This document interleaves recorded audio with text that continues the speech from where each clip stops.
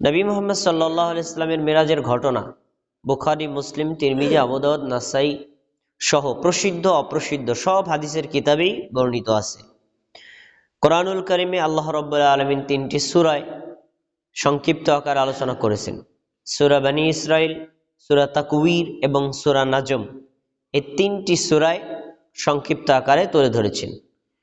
আল্লাহ রাব্বুল আলামিন সূরাতুল বনী ইসরাইলের 1 নম্বর আয়াতে বলেন, সুবহানাল্লাযী আসরা বিআবদিহি লাইলাম মিনাল মাসজিদিল হারাম ইলাল মাসজিদিল আকসা। পবিত্র সে আল্লাহ, যে আল্লাহ তার নিজ বান্দাকে বাইতুল্লাহকে থেকে বাইতুল আকসা পর্যন্ত ভ্রমণ করিয়েছেন। আর যখন তিনি ভ্রমণ করিয়েছিলেন তখন তার চতুর্পার্শ্ব করেছিলেন বরকতময়, কল্যাণময়। কেন? লিনুরিয়াহু মিন আয়াতিনা, আল্লাহ যেন তার বড় বড় নিদর্শনগুলো আমাদের নবীকে দেখাতে পারেন। ইন্নাহু হুয়াস সামিউল বাসীর, নিশ্চয়ই তিনি জ্ঞানী এবং সবকিছু দেখেন। এই আয়াত থেকে একটা কথা আমরা পাই, আল্লাহ রাব্বুল আলামিন তার নবী মুহাম্মদ সাল্লাল্লাহু আলাইহি সাল্লামকে বাইতুল্লাহ থেকে বাইতুল মুকাদ্দাস পর্যন্ত একই রাতে ভ্রমণ করিয়েছেন। এই অংশটুকু কোরআন দ্বারা প্রমাণিত, মানে ইসরা। আর বাইতুল মুকাদ্দাস থেকে 7 আসমানের যে ভ্রমণের ইতিহাস, এটা হাদিস দ্বারা প্রমাণিত। তো এই জন্য কোরআনেও এই ঘটনা উল্লেখ করা আছে এবং হাদিসেও এই ঘটনা উল্লেখ করা আছে।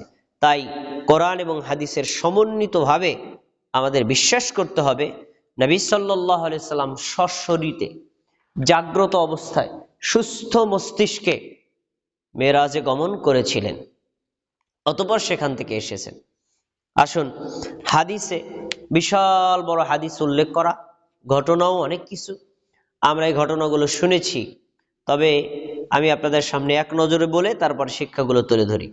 রাসূল সাল্লাল্লাহু আলাইহি সাল্লাম বাইতুল্লাহ ছিলেন, অতঃপর সেখান থেকে জিবরাইল আসলেন, আমাদের নবীকে নিয়ে গেলেন জমজম কূপের কাছে। তার এই বুকটাকে ফাড়লেন, তার হৃৎপিণ্ড বের করলেন, জমজমের পানি দ্বারা ধৌত করলেন। তারপরে 2টা পাত্র নিয়ে আসা হলো, একটা পাত্র আনা হলো, ওই পাত্রের ভিতরে ছিল হিকমত আর ঈমান। ওই হিকমত আর ঈমান আমাদের নবীর কলবে ঢেলে দেওয়া হলো। আবার পেটটাকে ঠিক করে দেওয়া হলো। তারপরে সেখান নিয়ে আসা হলো বোরাক। রাসূল সাল্লাল্লাহু আলাইহি ওয়াসাল্লাম বোরাকের উপর আরোহণ করলেন। ওখান থেকে তাকে নিয়ে চলে গেলেন তিনি ফিলিস্তিনের বাইতুল মুকাদ্দাস মসজিদে। বাইতুল মুকাদ্দাস মসজিদে যখন ঢুকবেন, বোরাকটাকে বেঁধে রাখলেন, মসজিদের মধ্যে ঢুকলেন। ঢোকার পরে তিনি 2 রাকাত নামাজ পড়লেন। নামাজ পড়ে মসজিদ থেকে বের হয়ে গেলেন। আবার তিনি বোরাকের উপর আরোহণ করলেন। জিবরাইল আলাইহিস সালাম মুহাম্মদ সাল্লাল্লাহু আলাইহি সাল্লামকে নিয়ে প্রথম আসমান গেলেন, দ্বিতীয় আসমান গেলেন, তৃতীয় আসমান গেলেন, এভাবে 7টা আসমান ভ্রমণ করে ঊর্ধ্ব আকাশে আরোহণ করলেন। এই যে বাইতুল মুকাদ্দাস থেকে 7 আসমানের উপর পর্যন্ত গমন করা, ওইখান থেকে ফিরে আসা, এই অংশটাকে বলা হয় মেরাজ। আর বাইতুল্লাহ থেকে বাইতুল মুকাদ্দাস পর্যন্ত ভ্রমণ, এই অংশটাকে বলা হয় ইসরা। এখন তিনি যখন জিবরাইলের মাধ্যমে ভ্রমণ করেছিলেন, প্রথম আসমানে গেলেন, সেখানে দেখা হলো এক নবীর সাথে। দ্বিতীয় আসমানে গেলেন, সেখানে দেখা হলো আরেক 2জন নবীর সাথে। তৃতীয় আসমানে গেলেন, দেখা হলো আরেক নবীর সাথে। এভাবে পরস্পর বিভিন্ন নবীদের সাথে সাক্ষাৎ হাদিসে পাওয়া যায়। 7টি আসমানে 8 জন নবীর সাথে আমাদের নবীর সাক্ষাৎ হয়েছে। প্রত্যেক নবীর সাথেই তিনি সালাম বিনিময় করেছেন, কথোপকথন করেছেন। সব নবীরাই তাকে স্বাগতম জানিয়েছেন এবং তার জন্য কল্যাণকর দোয়া করেছেন। রাসূল সাল্লাল্লাহু আলাইহি ওয়াসাল্লাম বলেন, আমি 7 আসমানের উপরে সিদরাতুল মুনতাহায় গেলাম। সিদরাতুল মুনতাহা ভেদ করে আল্লাহ যত দূর ইচ্ছা আমাকে তত দূর নিলেন। নেওয়ার পরে ফা আওহাল্লাহু ইলাইয়া মা আওহা, আল্লাহ আমার উপর যা ওহী করার তা করলেন। যা ওহী করার তা করলেন।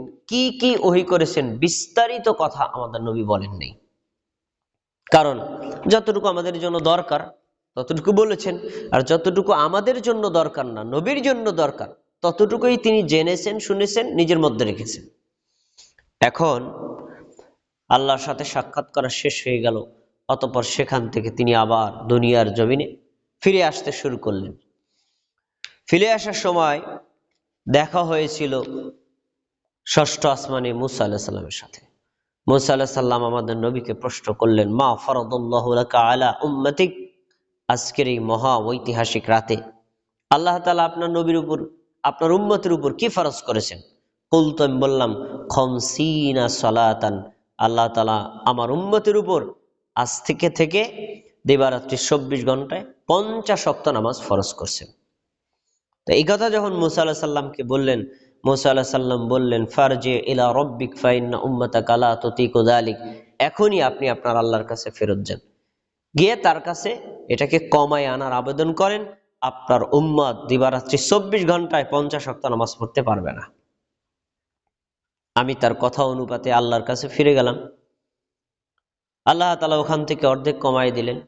আবার মুসা আলাইহিস সালামের কাছে আসলাম, তিনি আবার পাঠালেন। তারপর আল্লাহর কাছে আবার গেলাম, তিনি আবার কমায় দিলেন। এভাবে কমাতে কমাতে কমাতে কমাতে 50 থেকে রইল কয় ওয়াক্ত? 5 ওয়াক্ত। আর আমরা কিন্তু এখনই 5 ওয়াক্ত সালাতই আদায় করি।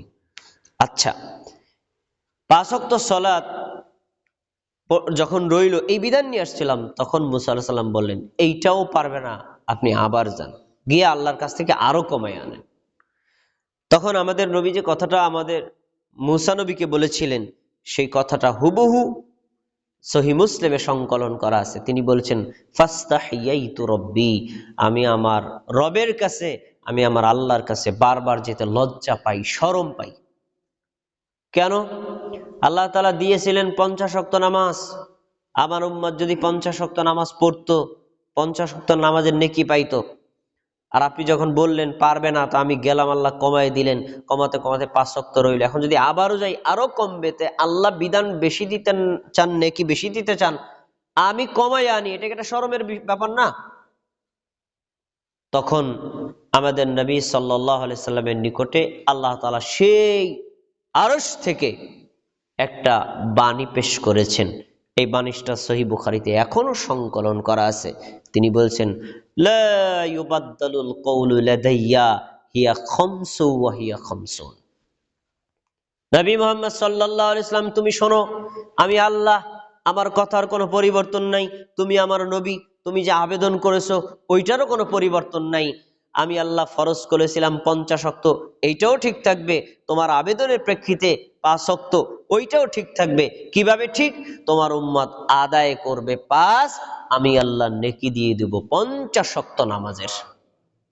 সুবহানাল্লাহি ওয়া বিহামদিহি।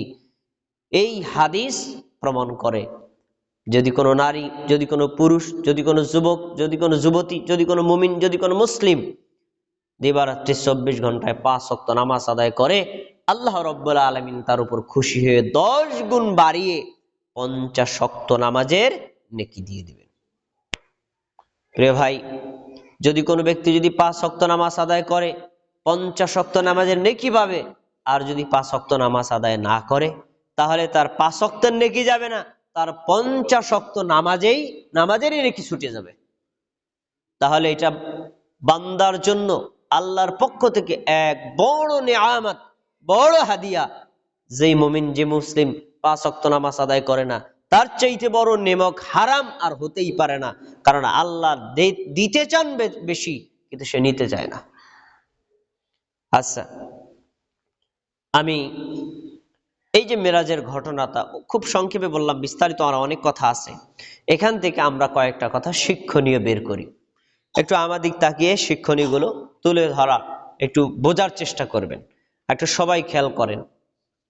আল্লাহ রাব্বুল আলামিন মুহাম্মদ সাল্লাল্লাহু আলাইহি ওয়াসাল্লামের উপরে জিবরাইলের মাধ্যমে কোরআন নাজিল করেছেন দীর্ঘ 23 বছরে। এই 23 বছরে যাকাতের বিধান, হজের বিধান, রোজার বিধান, আবার অন্যান্য যে সকল জিহাদের বিধান, অন্যান্য যত বিধান আছে, সব বিধানগুলো জিবরাইল আলাইহিস সালামকে বলেছেন, জিবরাইল এই আয়াতটা যাও, আয়াতটা নিয়ে নবীকে পাঠ করে শোনাবা। এই 10টা আয়াত নিয়ে যাও, যে নবীকে পাঠ করে শোনাবা। সব বিধানগুলো জিবরাইলের মাধ্যমে দুনিয়াতে পাঠিয়েছেন। আর যত আমল আছে, সবগুলো আমলের মধ্যে শুধু একটাই ব্যতিক্রম ঘটিয়েছেন। নামাজের বিধানটা আল্লাহ তাআলা জিবরাইলের মাধ্যমে দুনিয়াতে নবীর কাছে না পাঠাইয়া স্বয়ং নবীকে আল্লাহর কাছে নিয়া আল্লাহ নিজে দিয়েছেন। সুবহানাল্লাহ। তাহলে আমরা এই ঘটনার এই অংশ থেকে এই কথাটা বলতে পারি যে হজ, যাকাত, রোজা, দান, জিহাদ এগুলো ইসলামের গুরুত্বপূর্ণ ইবাদত হওয়া সত্ত্বেও এগুলো আল্লাহ আমাদের নবীকে আসমানে নিয়ে দেন নাই। নামাজ যেহেতু নিয়ে দিয়েছেন, তাহলে বোঝা যায় ইসলামের দৃষ্টিতে নামাজের চাইতে শ্রেষ্ঠ কোনো ইবাদত হতেই পারে না। যাকাত ফরজ, নামাজও ফরজ, কিন্তু যাকাতের চাইতে নামাজের গুণ হাজারো লক্ষ গুণ বেশি। রোজা ফরজ, নামাজও ফরজ, রোজার চাইতে নামাজের গুরুত্ব হাজারো লক্ষ গুণ বেশি। হজ করা ফরজ, হজের চাইতে নামাজের গুরুত্ব হাজারো লক্ষ গুণ বেশি। এজন্য মুহাম্মদ সাল্লাল্লাহু আলাইহি সাল্লামকে আল্লাহ তাআলা নিজে নিজের কাছে নিয়ে তারপরে নামাজটাকে ফরজ করেছেন। অথচ আমাদের সমাজে অনেক মুসলমান আছে, বংশগত মুসলমান, বাপদাদা মুসলমান, নিজের নামটাও কত সুন্দর ইসলামী নাম, 5 ওয়াক্ত নামাজ ঠিক মতো আদায় করে না। প্রিয় ভাই, এবার আমরা আরেকটি শিক্ষা নেব। আল্লাহ রাব্বুল আলামিন আমাদের নবীকে 7 আসমান ভেদ করে তার নিজের কাছে নিছেন। নেওয়ার পরে যখন তিনি আসবেন তখন 50 ওয়াক্ত নামাজ দিয়েছিলেন, কমতে কমতে রয়েছে কয় ওয়াক্ত? 5 ওয়াক্ত। আচ্ছা, এই 5 ওয়াক্ত নামাজ ফরজ, ওয়াজিব, সুন্নাত, মুস্তাহাব, নফল কোনটা? ফরজ না? এই 5 ওয়াক্ত নামাজ হলো ফরজ। তার মানে মেরাজের মূল শিক্ষা, মূল আমল, মূল গ্রহণযোগ্য, মূল হাদিয়া হলো 5 ওয়াক্ত ফরজ নামাজ। কিন্তু আমাদের সমাজের অনেক মুসলিমদেরকে দেখা যায় 5 ওয়াক্ত ফরজ নামাজের তোয়াক্কা করে না, জুমার নামাজের কোনো মূল্যায়ন করে না, ফরজ ইবাদতের কোনো মূল্যায়ন করে না। অথচ শবে মেরাজ উপলক্ষে তারা মসজিদে একেবারে সন্ধ্যা থেকে এশার পর থেকে ফজর পর্যন্ত বিভিন্ন জিকির, আজকার, দোয়া, দরুদ, দোয়া কালাম, বিভিন্ন নফল ইবাদতে লিপ্ত হয়। এটা হলো কেমন জানেন? একটু আমার দিকে খেয়াল করেন। একজন ব্যক্তি বিদেশ থাকে, তার একটা ছেলে আছে, বাড়িতে মার কাছে থাকে। ছেলেটা পড়াশোনার উপযুক্ত হয়েছে কিন্তু পড়াশোনা করে না, বাবা নাই। তাই বাবা দূর থেকে ফোনে ছেলেকে বলছে, বাবা তোমার আমি একটা কথা বলি, সামনে তোমার এসএসসি পরীক্ষা, 6 মাস সময় আছে। তুমি যদি পড়াশোনা করে এসএসসি পরীক্ষায় তুমি A+ পাও, A গ্রেড পাও, ভালো মানের ফলাফল করতে পারো, তাহলে আমার পক্ষ থেকে তোমাকে একটা হাদিয়া, সেটা হলো আমি তোমাকে একটা দামি মোটরসাইকেল কিনে দেব। আমার চাচারা কথাটা একটু শোনেন, দামি একটা মোটরসাইকেল কিনে দেব। তো ছেলে খুব খুশি। এবার ছেলেটা খুশিতে এই 6 মাস সময়ের মধ্যে ঢাকার শোরুম, বরিশালের শোরুম, মাদারীপুরের শোরুম, তারপর আবার আপনার শরীয়তপুরের শোরুম, পালসারের শোরুম, অন্যান্য যত ভালো ভালো গাড়ির শোরুমে সে মডেল চয়েস করতেছে, আমি কোন মডেলটা কিনবো আর কোন মডেলটা আমার পছন্দ, কোনটা চালাইলে আমি আরাম পাবো। এই ছেলেটা সারা দিন রাত খালি শোরুমে ঘোরে, লেখাপড়ার ধারে কাছেও যায় না। পরীক্ষা আসছে, ছেলেটা ফেল করছে। এখন কি বাবা ছেলেটাকে মোটরসাইকেল কিনে দিবে? কথা বলেন তো আপনারা, দিবে? আচ্ছা, বাবা যে মোটরসাইকেল কিনতে দিয়েছিল এটা শর্ত দিছে না? শর্তটা কি ছিল? তুমি যে ঠিক মতো পড়াশোনা করো, ভালো ফলাফল করো, তাহলে কিনে দিব। আর যদি পড়াশোনা না করো, ভালো ফলাফল না করো, তাহলে কিনে দিব না। এখন বাবা বলল কি আর ছেলে করলো কি, যার ফলে ছেলের প্রত্যাশা কখনো পূরণ হবে না। আমরা এই উদাহরণটাকে ঠিক এই জায়গায় লাগাই।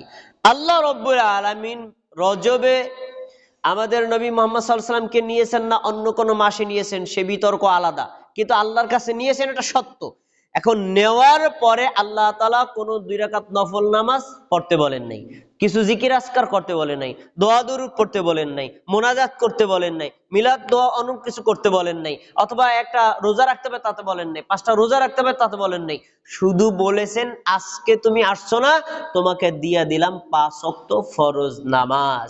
এখন বান্দা যদি 5 ওয়াক্ত ফরজ নামাজই আদায় না করে, মিরাজ পালন করা হবে?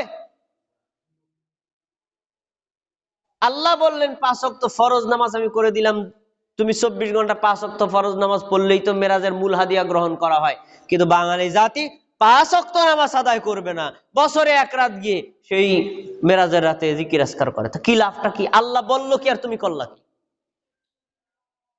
এটা হলো বোঝার ভুল। তো কোনো ব্যক্তি যদি 5 ওয়াক্ত নামাজ আদায় না করে, সে মেরাজের রাত উপলক্ষে সারা রাত ইবাদত করলেও কোনো লাভ হবে না। আর যদি 5 ওয়াক্ত নামাজ ঠিক মতো পড়ে, সে যদি মেরাজ উপলক্ষে জীবনে একটা সুবহানাল্লাহ না বলে, তাহলে তার কোনো ক্ষতি হবে না। তাহলে আমরা এখান থেকে যে শিক্ষাটা পেলাম, মেরাজ উপলক্ষে আমাদের 1 নম্বর কাজ 5 ওয়াক্ত নামাজ ঠিক মতো আদায় করা। মেরাজের 2 নম্বর আমলীয় শিক্ষা, আমাদের নবী মুহাম্মদ সাল্লাল্লাহু আলাইহি ওয়াসাল্লাম একটা রাতের মধ্যে বাইতুল্লাহ থেকে বাইতুল মুকাদ্দাস, সেখান থেকে 7 আসমান ভ্রমণ করে আবার দুনিয়াতে আসবেন। তার ব্যস্ততা কি কম ছিল না বেশি ছিল? বেশি ছিল না? সেই ব্যস্ততার মধ্যেও আমাদের নবী একটা আমল পরিত্যাগ করেননি। সে আমলটা কি? তিনি বললেন, আমি বাইতুল মুকাদ্দাস মসজিদে আসলাম, ফাদাখালতু ফিহি, আমি মসজিদে প্রবেশ করলাম, ফাসাল্লাইতু ফিহি রাকাতাইন, 2 রাকাত নামাজ পড়লাম, সুম্মা খরাজতু, তারপরে মসজিদ থেকে বেরিয়ে গেলাম। তো আমাদের নবী মসজিদে ঢোকার পরে কি করেছিলেন? সেই রাতে 2 রাকাত নামাজ পড়েছিলেন। এত বড় মহা ব্যস্ত রাত্রি, 7 আসমান ভ্রমণ করে আবার দুনিয়াতে আসতে হবে, আমরা মনে করতাম কি 2 রাকাত নফল নামাজ না পড়লে কি হয়, থাক পড়ার দরকার নেই। কিন্তু আমাদের নবী এত ব্যস্ততার পরেও মসজিদে ঢোকার পর 2 রাকাত নামাজ বর্জন করেন নাই। তাহলে মেরাজ উপলক্ষে আমাদের 2 নম্বর সুন্নতি আমল হলো, পৃথিবীর যে জায়গায় যে কোনো মসজিদে আমরা ঢুকবো, ঢোকার পরে বসে যাব, 2 রাকাত নামাজ পড়বো। দুখুলুল মসজিদ, 2 রাকাত সালাত আদায় করা। 24 ঘন্টায় যে কোনো সময় ঢোকেন, এমনকি জুমার দিন মসজিদে ঢোকার পরে যদি দেখেন ইমাম সাহেব খুতবা দিচ্ছেন, খুতবা দেয় দেখ, আপনি আগে 2 রাকাত নামাজ পড়বেন, তারপরে বসবেন। নামাজ না পড়ে মসজিদে বসার পারমিশন ইমাম, খতিম, আলেম, মুফতি, মাওলানা কারো জন্যই নাই। এটা হলো মেরাজের 2 নম্বর শিক্ষা। এবার মেরাজ উপলক্ষে আমাদের 3 নম্বর শিক্ষা হলো, আল্লাহ সুবহানাহু ওয়া তাআলা আমাদের নবী মুহাম্মদ সাল্লাল্লাহু আলাইহি সাল্লামকে বাইতুল্লাহ থেকে বাইতুল মুকাদ্দাস, সেখান থেকে 7 আসমান ভেদ করে আমাদের নবীকে উপরে নিয়েছেন। কার কাছে নিয়েছিলেন বলেন তো? আমাদের নবী মুহাম্মদ সাল্লাল্লাহু আলাইহি সাল্লাম মেরাজের রাতে কার কাছে গিয়েছিলেন? আল্লাহর কাছে। তো যদি সেই রাতে আল্লাহর নবী মুহাম্মদ সাল্লাল্লাহু আলাইহি সাল্লাম আল্লাহর কাছেই গিয়ে থাকেন 7 আসমান ভেদ করে উপরে, তাহলে আল্লাহ কোথায় আছেন? এইটা একটা প্রশ্ন। তাহলে আল্লাহ কোথায় আছেন?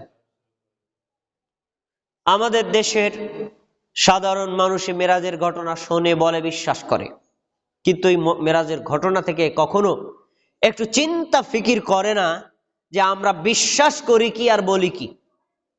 আমাদের সমাজের মানুষগুলো 3 শ্রেণীতে বিভক্ত। 1 শ্রেণীর মানুষ বিশ্বাস করে আল্লাহ রাব্বুল আলামিন আছেন সব জায়গাতে, কোনো জায়গা বাকি নেই। তো সব জায়গার মধ্যে আমার পায়ের নিচে জায়গা, ওটাও তো জায়গা, তাহলে কি আমার পায়ের নিচে আল্লাহ আছে? এটা কি আল্লাহকে অপমান করা হয় না? পেশাবখানা, পায়খানা, পতিতালয়, নিকৃষ্ট জায়গা আছে না, মদের আড্ডাখানা, এইসব জায়গাও কি আল্লাহ আছে? তাহলে আল্লাহকে অপমান করা হয় না? এই জন্য পৃথিবীর সব জায়গাতে আল্লাহ আছে এই বিশ্বাস না আছে কোরআনে, না আছে হাদিসে। এটা হলো একটা একেবারে ভ্রান্ত বিশ্বাস। 2 নম্বর বিশ্বাস হলো, কিছু মানুষ মনে করে আল্লাহ আছে প্রত্যেকটা মানুষের কলবে। তা আমরা এখানে যদি 50 জন লোক উপস্থিত থাকি, 50 জন মানুষের 50টা কলব এক একটা কলবে যদি এক একজন আল্লাহ থাকে, এই মসজিদে তো আল্লাহ হয়ে গেল 50 জন। অথচ আমরা সবাই জানি আল্লাহ কি? আল্লাহু আহাদ, আল্লাহ হলেন এক এবং একক। তো কেউ যদি বলে আল্লাহ আছে প্রতিটি মানুষের কলবে, এই পৃথিবীতে মানুষের সংখ্যা 200 কোটি 250 কোটি, তাহলে কি আল্লাহ কি 250 কোটি?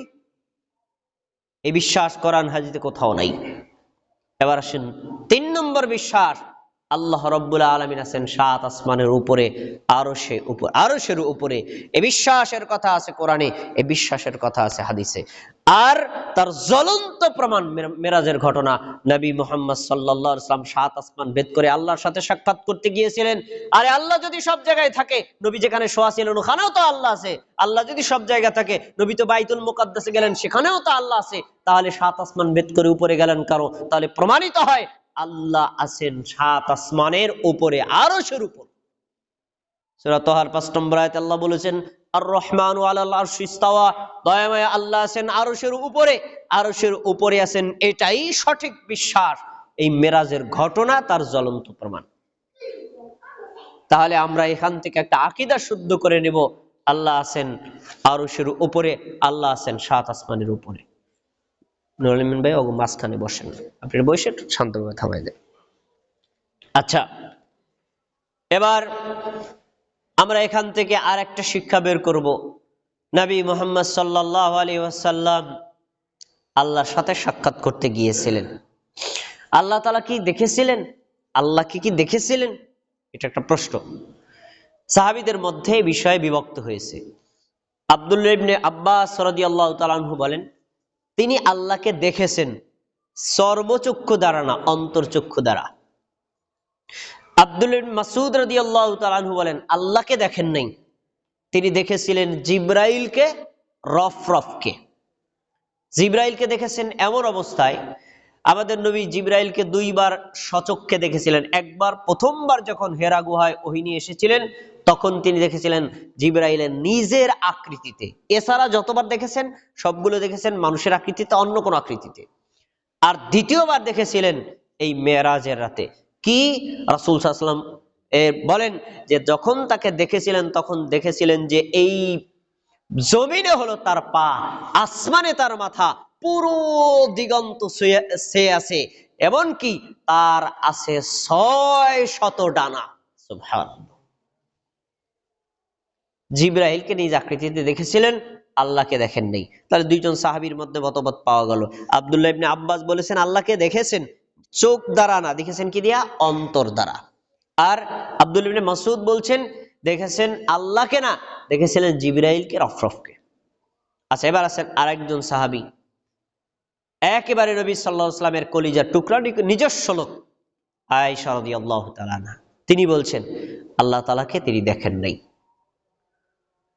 আল্লাহকে তিনি দেখেন নাই, তবে আল্লাহর সাথে কথোপকথন হয়েছে, আল্লাহর অস্তিত্ব তিনি পুরোটাই সেখানে অনুভব করেছেন। এই দলিলটা আমি একটু পরে দিচ্ছি। এই দলিলটা দেওয়ার আগে আমাদের সমাজের কিছু মানুষের কথা বলি। কিছু মানুষ বলে ইমাম আবু হানিফা রাহিমাহুল্লাহ স্বপ্নে 99 বার আল্লাহকে দেখেছেন। কয়বার? 99 বার। আমি ওই 99 ধরলাম না, 100 বারই পূর্ণ করলাম, ধরেন 100 বার দেখছেন। এবার আবু হানিফা রাহিমাহুল্লাহ যদি আল্লাহ তাআলাকে 100 বার দেখেন, এবার আপনার কাছে জিজ্ঞাসা, আল্লাহর কি আকার আছে না নিরাকার? বলেন তো ভাই। যখনই এই প্রশ্ন করব তখন তার উত্তর বের হবে আল্লাহ নিরাকার। তারপরে একটু আগে বললেন ইমাম আবু হানিফা রাহিমাহুল্লাহ আল্লাহকে দেখেছিলেন 99 বার। আবার আপনি বলেন যে আল্লাহ নিরাকার। যদি নিরাকার হয় তা দেখলো কি? আর যদি দেখেই থাকে তা নিরাকার হয় কেমনে? বুঝান তো ভাই, আমারে বুঝান একটু। আপনার বক্তব্য আর আকীদা সাংঘর্ষিক কেন? আপনার বক্তব্য আকীদা সাংঘর্ষিক কেন? কোনটা সত্য? একটা সত্য হবে, হয় আল্লাহ নিরাকার হলে তিনি দেখেন নাই, এটা সত্য হবে। আর যদি দেখেই থাকেন তাহলে আল্লাহ নিরাকার নন, এটাই সত্য। কোনটা সত্য বলেন? আল্লাহ তাআলা নিরাকার এ আকীদা কোরআনেও নাই, এ আকীদা হাদিসেও নাই, এ আকীদা ফিকহের কিতাবেও নাই, এ আকীদা 4 মাযহাবের ইমামদেরও নাই। এটা হলো ভ্রান্ত আকীদা। অবশ্যই আল্লাহর আকার আছে, কিন্তু ওই আকারটা শুধু আল্লাহর সাথেই তুলনার যোগ্য, পৃথিবীর কোন সৃষ্টির সাথে তুলনার যোগ্য না। আল্লাহ কার মতো? আল্লাহ আল্লাহর মতোই। আল্লাহর সাথে তুলনা দেওয়ার মতো সৃষ্টি আল্লাহ কাউকে সৃষ্টি করেন নাই। অতএব আল্লাহ নিরাকার, এটা একটা ভুল বিশ্বাস। তার বাস্তব প্রমাণ আমাদের নবী মেরাজের রাতে আল্লাহর সাথে দেখা করতে গেলেন। আরে যদি আল্লাহ নিরাকারই হয়, তা কার সাথে দেখা করলেন? হাওয়ার সাথে কোনো দেখা হয়? আপনাদেরকে যদি বলি ভাই আমার বাড়িতে বেড়াইতে যায়েন অমুক সময়, তা আপনার আমার বাড়িতে ঢুকছেন আর আমি বাড়ি থেকে পালাই গেলাম, এটা কি আপনাদেরকে অপমান করা হলো না? আমার বাড়িতে গেলেন, আমি দাওয়াত দিয়ে নিলাম, আমি বাড়িতে উপস্থিত নাই, এটা আপনাদের অপমান করা হলো না? তা আল্লাহর নবীকে আল্লাহ তার নিজের কাছে নিলেন, আল্লাহ নিরাকার দেখাই দিলেন না, বা আল্লাহ নিরাকার, তিনি তার কোনো আকৃতিই নাই, তাহলে এত কষ্ট করে নিলেন কি জন্য? এই জন্য আমাদের এই বিশ্বাসটাকে ঠিক করতে হবে, আল্লাহ তাআলা নিরাকার নন, অবশ্যই আল্লাহর আকার আছে, আল্লাহর আকার কারোর সাথে তুলনা করা যাবে না। একটি সূত্র কথা জেনে নিন, পৃথিবীতে চর্মচক্ষু দ্বারা কোন মানুষের পক্ষে আল্লাহকে দেখা সম্ভব নয়। মুসা আলাইহিস সালাম আল্লাহর কাছে বলেছিলেন, আল্লাহ আরিনি আনজুর ইলাইক, আল্লাহ আমাকে একটু সুযোগ না, আমরা দেখব। তখন তিনি বলছেন, লাং তারানি, কখনো তুমি আমাকে দেখতে পারবা না। এই কখনোর মিনিং হলো দুনিয়াতে কখনো দেখতে পারবা না। দুনিয়াতে আমাদের যে চোখের পাওয়ার, আল্লাহকে কখনো দেখা সম্ভব নয়। কিয়ামতের দিন যারা আমরা জান্নাতে যাব, আল্লাহ তাআলা আমাদেরকে সেরকম চোখের পাওয়ার দিবেন যে কিয়ামতের দিন আমরা আল্লাহকে দেখতে পারবো। কিয়ামতের দিন জান্নাতে গিয়ে আল্লাহর দিদারের চাইতে শ্রেষ্ঠ কোনো নিয়ামত আর হতে পারে না। এখন এবার রাসূল সাল্লাল্লাহু আলাইহি ওয়াসাল্লাম মেরাজের রাতে চর্মচক্ষু দ্বারা আল্লাহকে যে দেখেন নাই, তার জন্য একটা হাদিস বর্ণিত আছে। হাদিস থেকে 3টা শিক্ষা আছে, আমি 3টা শিক্ষা একটু আপনাদের সামনে তুলে ধরতে চাই। দেখেন, সহিহ মুসলিমের হাদিস, মাসরুক রাহিমাহুল্লাহ বলেন, কুনতু মুত্তাকিয়ান ইনদা আয়েশা, আমরা একদিন নবীর স্ত্রী আয়েশার কাছে ছিলাম হেলান দেওয়া অবস্থায়। فقالت يا أبا عائشة ثلاث من تكلم بواحدة منهن فقد أعظم على الله الفرية। মাসরুক, তুমি শোনো, পৃথিবীর মধ্যে কোন মানুষ যদি 3টা কথা বলে, তাহলে জেনে রাখবা সেই 3টা কথা বলা লোকটা হলো আল্লাহর উপর চরম মিথ্যা অপবাদ দানকারী। 3টা কথা কেউ যদি বলে, তাহলে সে আল্লাহর উপর চরম মিথ্যা অপবাদ দিল, মানে 3টা মিথ্যা কথা আল্লাহর নামে বলল, নবীর নামে বলল। মাসরুক বলেন, এ কথা শোনার পর আমি নবীর স্ত্রী আয়েশাকে বললাম, ওমা হুন্না, সেই 3টা কথা কি আমারে বলেন তো। আচ্ছা, এবার তিনি বলছেন 3টা কথা কি। 1 নম্বর, মান জামা আন্না মুহাম্মাদান রাআ রাব্বাহু ফাকাদ আযমা আলাল্লাহিল ফিরিয়া। কোন মানুষ যদি বলে মুহাম্মদ সাল্লাল্লাহু আলাইহি ওয়াসাল্লাম চর্মচক্ষু দ্বারা আল্লাহকে দেখেছেন, এই কথা বললে বুঝতে হবে সে আল্লাহর উপর চরম মিথ্যা অপবাদ দিয়েছে। একথা যখন নবীর স্ত্রী আয়েশা বললেন, এ বাক্য দ্বারা প্রমাণিত হয় আমাদের নবী চর্মচক্ষু দ্বারা আল্লাহকে দেখেন নাই। তখনই মাসরুক বলেন, আমি তখন হেলান দেওয়া থেকে সোজা হয়ে বসলাম। কি বললেন? গুরুত্বপূর্ণ কথা, আমার তো বুঝতে হবে। তখন আমি বললাম, আপনি একটু অপেক্ষা করেন। আল্লাহ তাআলা কি কোরআন মাজিদে বলেন নাই, ওয়ালাকাদ রাআহু বিল উফুকিল মুবিন, তিনি তাকে সুস্পষ্ট দিগন্তে দেখেছিলেন। ওয়ালাকাদ রাআহু নাজরাতাল উখরা, তিনি তাকে দ্বিতীয়বার দেখেছিলেন। এই যে তিনি তাকে, তিনি মানে আমাদের নবী, তাকে মানে আল্লাহকে। তাহলে কোরআনেই তো বলে যে আমাদের নবী আল্লাহকে দেখছেন, আপনি বলেন দেখেন নাই, এটা আবার কেমন কথা? এ কথা বলছে মাসরুক নবীর স্ত্রী আয়েশাকে। এবার দেখেন কোরআনের আয়াতের ব্যাখ্যা কিভাবে হাদিস থেকে আসে। তখন আয়েশা বলছেন, আনা আউয়ালু হাযিহিল উম্মতি সাআলা আন যালিকা রাসূলুল্লাহ সাল্লাল্লাহু আলাইহি ওয়াসাল্লাম। এই 2টা আয়াত সম্পর্কে এই উম্মতের মধ্যে আমাদের নবীকে সর্বপ্রথম আমি প্রশ্ন করেছি, আমার আগে কেউ প্রশ্ন করে নাই। আমি নবীকে জিজ্ঞেস করেছি, তিনি তাকে, তিনি মানে তো আপনি বুঝলাম, কিন্তু তাকে মানে আল্লাহকে, আপনি কি আল্লাহকে দেখেছিলেন? আয়াতে কথা বলে। তখন আমাদের নবী মুহাম্মদ সাল্লাল্লাহু আলাইহি সাল্লাম বলেছেন, শোনো না, ইন্নামা হুয়া জিবরিলু লাম আরাহু আলা সূরাতিহি, এই আয়াতের তাকে দ্বারা উদ্দেশ্য আল্লাহকে না, তাকে দ্বারা উদ্দেশ্য জিবরাইলকে। আমি জিবরাইলকে জীবনে দুইবার নিজ আকৃতিতে দেখেছি, একবার মেরাজের রাতে, আর একবার হলো প্রথমবার যখন ওহী নিয়ে আসেন, সেই জিবরাইলকে বোঝানো হয়েছে, আল্লাহকে না। কেননা তুমি কি আয়াত পড়ো নাই যে পৃথিবীতে কোন মানুষের চক্ষু লা তুদরিকুল আবসার ওয়া হুয়া ইউদরিকুল আবসার, পৃথিবীর কোন মানুষের চক্ষু আল্লাহকে বোধগম্য করতে সক্ষম না, দুনিয়ার চক্ষু দ্বারা আল্লাহকে দেখা যাবে না। তাহলে এই আয়াত, এই হাদিসের এবং এই অংশ থেকে প্রমাণিত হলো আমাদের নবী সর্বচক্ষু দ্বারা আল্লাহকে দেখেন নাই, তবে স্বপ্নে দেখেছিলেন। এটা সুনানে তিরমিজিতে আছে। নবী সাল্লাল্লাহু আলাইহি ওয়াসাল্লাম বলেন, আতানিল লাইলাতু রাব্বি, আমার রব স্বপ্নে আমার নিকটে আসলেন, আমি দেখলাম ফি আহসানি সূরাতিন, খুব চমৎকার আকৃতিতে আমার রব আমার কাছে এসেছেন। তাহলে আমাদের নবী স্বপ্নে দেখেছিলেন, এটা আছে, সচক্ষে দেখেন নাই। এক নম্বর। দুই নম্বর, শোনো, কেউ যদি এ কথা বলে, ওমান জামা আন্না রাসূলুল্লাহ সাল্লাল্লাহু আলাইহি ওয়াসাল্লাম কাতামা শাইআন মিন কিতাবিল্লাহি ফাকাদ আযমা আলাল্লাহিল ফিরিয়া। দুই নম্বর, কেউ যদি বলে মুহাম্মদ সাল্লাল্লাহু আলাইহি ওয়াসাল্লাম আল্লাহর দেওয়া ওহীর কিছু অংশ গোপন করেছেন আর কিছু অংশ প্রকাশ করেছেন, এ কথা কেউ যদি বলে, তাহলে সে আল্লাহর উপর চরম মিথ্যা অপবাদ দিল। এরকম মিথ্যা অপবাদ দেওয়া মানুষ আছে। দেখবেন কিছু মানুষ বলে আল্লাহর কালাম হলো 90,000, 30,000 জাহিরি আর 60,000 হলো বাতিনি। 30,000 জাহিরি কি? ওই যে কোরআনের আয়াতগুলো হলো 30 পারা, তো 30 পারা আয়াতকে তার বলে 30,000, এগুলো হলো জাহিরি। তো আর বাকি যে 60,000, এটা বাতিনি। আল্লাহ তো আল্লাহ নবী বলেন, এটা গোপন রাখছেন। এটা আছে কোথায়? এটা হলো পীর সাহেবের সিনা বাই সিনা আসে। পীর হলে আর মুরিদ হলে তুমি বুঝতে পারবা, পীর মুরিদ না হলে এটা বুঝতে পারবা না। তাইলে এই যে কথা, কথা দ্বারা বোঝা যায় আমাদের নবী আল্লাহর কিছু ওহী গোপন করেছেন। আমাদের নবীর স্ত্রী বললেন, কেউ যদি বলে নবী আল্লাহর কোন ওহী গোপন করেছেন আর কিছু ওহী প্রকাশ করেছেন, এই কিছু ওহী গোপন করেছেন, এ কথা বললে সে আল্লাহর উপর চরম মিথ্যা অপবাদ দিল। কারণ আল্লাহই আমাদের নবীকে বলেছেন, ইয়া আইয়ুহার রাসূল বাল্লিগ মা উনজিলা ইলাইকা মির রাব্বিক, রাসূল শোনেন, আল্লাহর পক্ষ থেকে আপনার কাছে যা নাজিল করা হয়েছে আপনি সব পৌঁছে দেন, কিছু গোপন রাখবেন, কিছু বলে দিবেন না, এমন হবে না, সবই পৌঁছাই দিতে হবে। তাহলে আল্লাহ যে নবীকে বলেছিলেন সব পৌঁছাই দিতে, নবী কি কিছু গোপন রেখেছেন? তাহলে এই যে মারেফাত আর হাকিকতের নামে যত ভণ্ডামি শয়তানি, এগুলো কোরআন হাদিসে নাই। ইসলামী সবই প্রকাশ্য, কোনো কিছু বাতিনি বলতে কিছুই নেই। এজন্য যারা এই কথা বলে 60,000 বাতিনি, ওটা চরম মিথ্যা কথা, আল্লাহর উপর মিথ্যা কথা, নবীর উপর মিথ্যা কথা, এগুলো কোরআন হাদিসে কোথাও বর্ণিত হয়নি।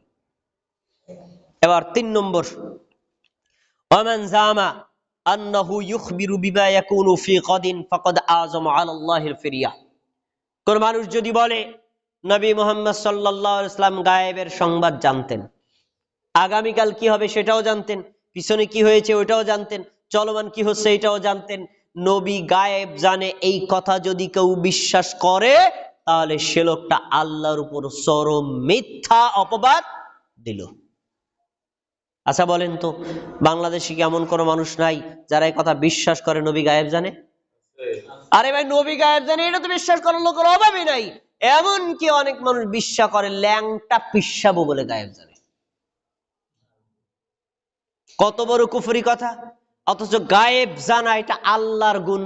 আল্লাহ ছাড়া পৃথিবীর কোন মানুষের পক্ষে, এমনকি ফেরেশতার পক্ষে, জিনের পক্ষেও গায়েব জানা সম্ভব না। গায়েব জানা এটা আল্লাহর একটা গুণ, এই গুণ আল্লাহ কাউকে প্রদান করেননি। এজন্য তিনি একটা দলিল দিচ্ছেন, আমাদের নবীর স্ত্রী আয়েশা, তিনি দলিল দিচ্ছেন কি? কুল লা ইয়ালামু মান ফিস সামাওয়াতি ওয়াল আরদিল গায়বা ইল্লাল্লাহ, সূরাতুন নামল 65 নম্বর আয়াত। তিনি বলছেন, যদি কেউ বলে আল্লাহর নবী গায়েব জানেন, তাহলে এই আয়াতটা তারে পড়ে শোনায় দেওয়া। আয়াতটাতে কি বলা হয়েছে? কুল, তুমি বলো, লা ইয়ালামু মান ফিস সামাওয়াতি, আসমানে যারা থাকে তারা কেউ গায়েব জানে না, ওয়াল আরদি, জমিনে যারা থাকে তারাও গায়েব জানে না, ইল্লাল্লাহ, শুধু আল্লাহই জানে। আচ্ছা বলেন তো, আমাদের নবী কোথায় বাস করতেন? আসমান জমিনের বাইরে না মধ্যে? তা আল্লাহ যে বললেন আসমান জমিনে যারা আছে আল্লাহ ছাড়া কেউ গায়েব জানে না, তাহলে তো নবীও গায়েব জানে না। আয়াত প্রমাণ। আর কোরআনের আরেকটা আয়াত আসছে, কুল, যে তুমি বলো লা আ'লামুল গায়বা, আমি নবী গায়েব জানি না। একেবারে শব্দ স্পষ্ট, আমি নবী গায়েব জানি না। তো নবী যদি গায়েব না জানে, তার পৃথিবীর গায়েব জানবে কে? এজন্য কোনো মানুষ যদি বিশ্বাস করে আল্লাহ ছাড়া আলেম ওলামা পীর বুজুর্গ অথবা নবী রসুলগণ গায়েব জানে, তাহলে সে লোকটার ঈমান ধ্বংস হয়ে যাবে। আল্লাহ ছাড়া পৃথিবীর কেউ গায়েব জানে না। প্রমাণ, রাসূলুল্লাহ সাল্লাল্লাহু আলাইহি সাল্লাম আয়েশা রাদিয়াল্লাহু তাআলা আনহাকে নিয়ে একটা সফরে গিয়েছিলেন। তার হাড়টা হারায় গেল। হাড়টা যেখানে পড়ে গিয়েছিল সেখানে একটা উট শোয়া ছিল। রাসূল সাল্লাল্লাহু আলাইহি সাল্লামের কাছে এসে বলছে, আল্লাহ রাসূল, আমার হাড় তো খুঁজে পাই না। নবী সাল্লাল্লাহু আলাইহি সাল্লাম সব জায়গায় খুঁজলেন আর পাইলেন না, সাহাবায়ে কেরাম খুঁজলেন পাইলেন না। তারপরে যখন উটটাকে উঠাইছেন তখন এই যে হাড়। এবার বলেন তো, আমাদের নবী যদি গায়েব জানতেন তো এত সাহাবীদের কি দিয়ে খাটাখাটনি করার দরকার? কে আমি তো গায়েব জানি, ওই উটটার উড ওখানে আছে। নবী গায়েব জানতেন না। এজন্য আকীদা শুদ্ধ করে নিতে হবে, আল্লাহ ব্যতীত পৃথিবীর কেউ গায়েব জানে না। এ বিশ্বাস করা প্রত্যেকটা মুমিনের জন্য ফরজ। এরপরে আমি মেরাজ সংশ্লিষ্ট একটা হাদিস আপনাদেরকে শুনে বক্তব্যটা শেষ করে দেব, খুবই শিক্ষণীয়। নবী সাল্লাল্লাহু আলাইহি ওয়াসাল্লামের অভ্যাস ছিল প্রায় রাত শেষ হওয়ার পরে ফজর নামাজ পড়লে জিকির আজকার শেষে সাহাবীদের জিজ্ঞেস করতেন, সাহাবীরা আজকে রাতে তোমরা কেউ কোনো স্বপ্নে দেখছো? সাহাবীরা যদি কেউ কোনো স্বপ্নে দেখতো তো আমাদের নবীর কাছে বলতো, আমার নবী এই এই স্বপ্নে দেখছি। তা আমাদের নবী এই স্বপ্নের ব্যাখ্যা বলে দিতেন।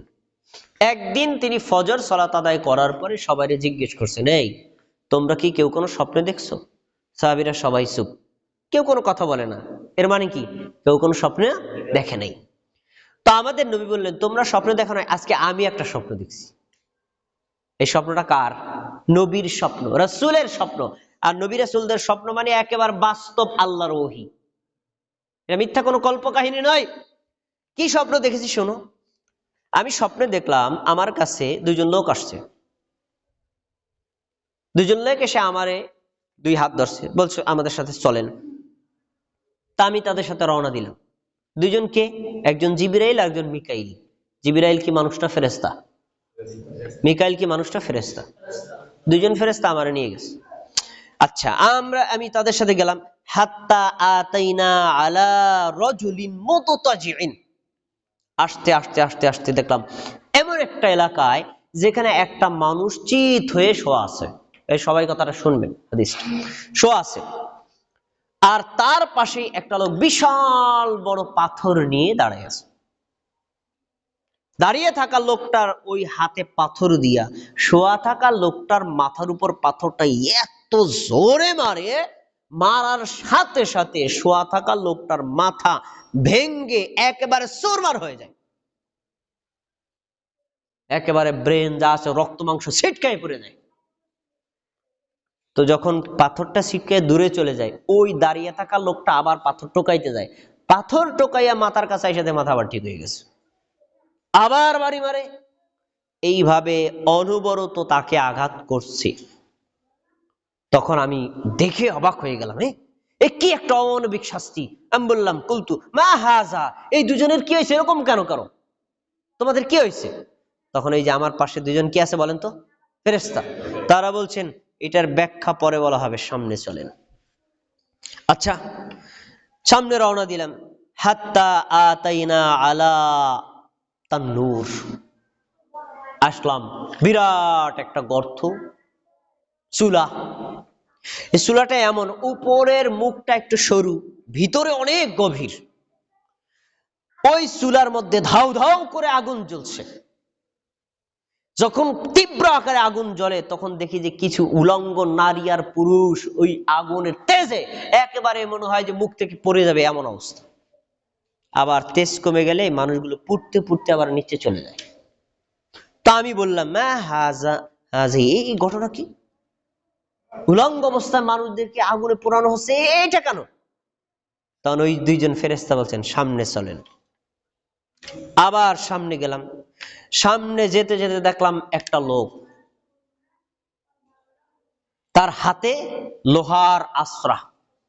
আর একটা লোক এই লোহার আশ্রা দিয়ে মানুষটার চেহারার রক্ত মাংস টাইনা সিরিয়া একেবারে বিধিখিস্তি করে ফেলছে, চেহারার সবকিছু এবারে আসর দিয়ে সব নষ্ট করে ফেলছে, রক্ত মাংস সব ছিঁড়ে ফেলছে। ঘটনা কি? আমি বললাম এরকম হচ্ছে কারো? তখন তারা বলছেন সামনে চলেন। এবার আরো সামনে গেলাম, সামনে গিয়ে দেখলাম একটা নদী, নদীর মধ্যে যে পানি ওইটা আসলে স্বাভাবিক পানি না, পুষ রক্ত মাংস গন্ধ তীব্র খারাপ জায়গা। ওটার মধ্যে একটা মানুষ সাঁতার কাটতেছে, তীরে নদীর তীরে একটা লোক দাঁড়িয়ে আছে, তার হাতে একটা পাথর। তো ওই পাথরটা যখন লোকটা সাঁতার কাটতে কাটতে হয়রান হতে হতে নদীর তীরে উঠবে, কাছে আসে, তখন ওই তীরে থাকা লোকটা পাথর নিক্ষেপ করে তার মাথার উপর লাগে, আবার সে ওইটার ভিতরে হাবুডুবু খায় আর সাঁতার কাটে। এভাবে শাস্তি দিতেই আছে। আমি বললাম এরকম অমানবিক শাস্তি হচ্ছে কেন? তখন তারা বলছেন সামনে চলেন।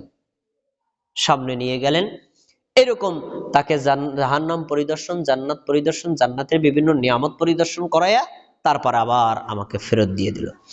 এখন এই যে ঘটনাগুলো আপনাদেরকে শোনাইলাম, ঘটনার বিশ্লেষণ আছে না?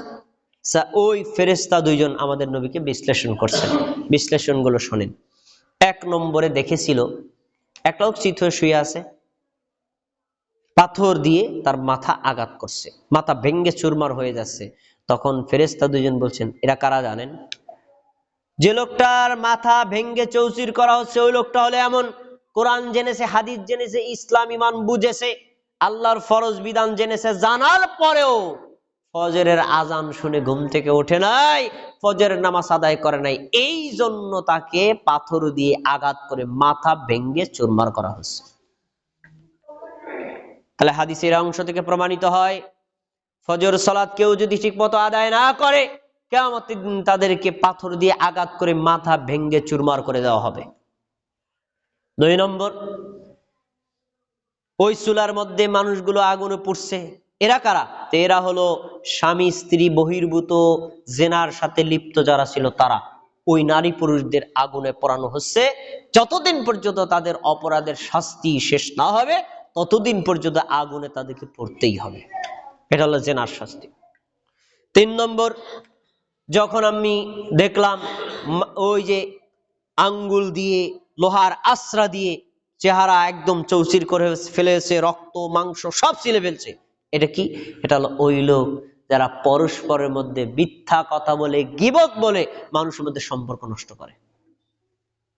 আমি আপনার বিরুদ্ধে বললাম, আবার আপনি আমার বিরুদ্ধে বললেন, এরকম মানুষের মধ্যে যে একে অন্যজনের সাথে গীবত বলে, মিথ্যা কথা বলে সম্পর্ক নষ্ট করে, এই অপরাধে যারা জড়িত, গীবতের সাথে যারা জড়িত, পরনিন্দার সাথে জড়িত, মিথ্যা কথার সাথে যারা জড়িত, চগলখড়ির সাথে যারা জড়িত, কিয়ামতের দিন তাদেরকে এইভাবে আঘাত করা হবে। 4 নম্বর হলো যে লোকটারে দেখছেন পুজ রক্ত দুর্গন্ধ ময়লার মধ্যে হাবুডুবু খাচ্ছে, আবার সাঁতার দিয়ে উপরে উঠতে চায়, আবার পাথরের আঘাত খায়, এই লোকটার অপরাধ হলো দুনিয়াতে লোকটা ছিল সুদখোর। সুদখোরের শাস্তি হলো এরকম, যারা সুদ খায় তাদেরকে কিয়ামতের দিন এরকম রক্ত পুজ দুর্গন্ধ ময়লা আবর্জনার মধ্যে হাবুডুবু খেতে হবে। আর তীরে যখন আবার উঠতে চাইবে তখন আবার ফেরেশতার পাথরের আঘাতে সে জর্জরিত হবে। 4টা অপরাধ আমরা এই হাদিস থেকে পেলাম। তাহলে এই অপরাধগুলো কি আমরা করব না ছেড়ে দিব? 1 নম্বর, কখনো ফজর সালাত কাজা করা যাবে না, শুধু ফজর নয় 5 ওয়াক্ত সালাতই কাজা করা যাবে না। 2 নম্বর হলো কখনো আপনি জেনার সাথে লিপ্ত হতে পারবেন না। 3 নম্বর হলো কখনো চগলখড়ি, মিথ্যা কথা অথবা গীবত করা, পরনিন্দা করা, এই অপরাধের সাথে জড়িত হওয়া যাবে না। 4 নম্বর হলো সুদ খাওয়া যাবে না, সুদ দেওয়া যাবে না, সুদের সংশ্লিষ্টতা থাকা যাবে না, সুদের সাক্ষী থাকা যাবে না, সুদ সংশ্লিষ্ট কোনো কর্মের সাথে জড়িত থাকা যাবে না। এই 4টা অপরাধ রাসূল সাল্লাল্লাহু আলাইহি ওয়াসাল্লাম সেদিন জাহান্নামে গিয়ে দেখে এসেছিলেন। অতএব আমাদেরকে এই অন্যায়গুলো বর্জন করতে হবে। আল্লাহ তাবারাকা ওয়া তাআলা আমাদের সবাইকে এই ঘটনা থেকে, এ ধরনের অপরাধ থেকে বিরত থাকার তৌফিক দান করুন।